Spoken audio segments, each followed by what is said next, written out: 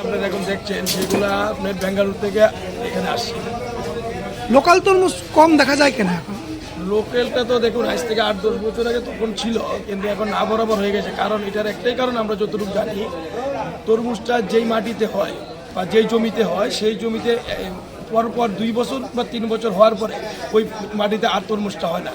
তার দরুন কৃষকরা এটাতে লাভবান হয় না দেখে নতুন নতুন জায়গাও সন্ধান করে না, আর এটার দিকে নজরও দেয় না। তাদের অন্য কোনো ফসলের দিকে তারা নজর চলে যায়, তরমুজটার দিকে এত তারা টার্গেট করে না। কিরকম রেট আছে?